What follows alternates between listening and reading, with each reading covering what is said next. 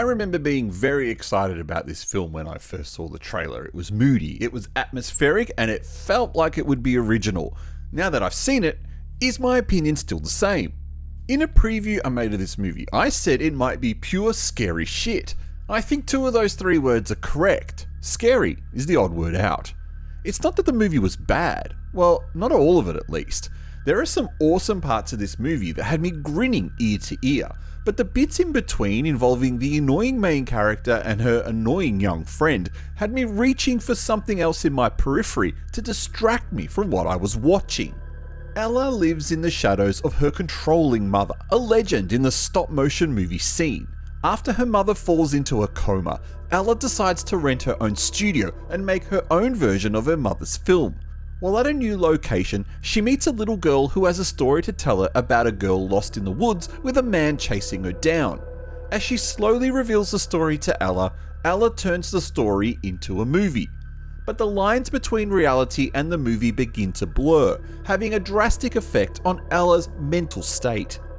I hope that you like slow burn movies because that's exactly what this is, and I don't like movies like that.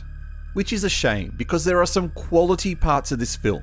The story she's animating is interesting and creepy enough to be its own film, while the quality of the stop motion animation used in the film is outstanding, with gritty, horrific visual compositions that remind me of the kinds of short films I used to watch on late Saturday night TV here in Australia. And I feel that's probably what the biggest problem is with this film. It feels like it should have been a short movie, and because it's not, there are all these other elements added to pad out the runtime, and ultimately, we end up with something that's not in the least bit interesting if you don't like any of the characters. And I didn't like any of them. The little girl is far too annoying. Ella is just a bit too insane for my tastes, and the twists at the end is telegraphed fairly early on, which takes some of the suspense out of the finale. And if you're not into movies about mental illness, then this is just another element of the film that's quite fatiguing. But those stop motion scenes, they're to die for. Well, at least the movie lived up to its title. Those stop motion scenes are a real showstopper.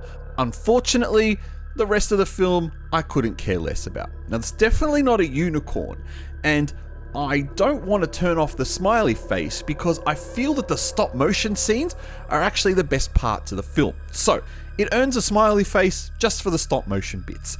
I'm the Artie Dans. You're watching Shockmania. Please press like if you enjoyed this video. Leave a comment below if you've seen it. Otherwise, I'll catch you next time.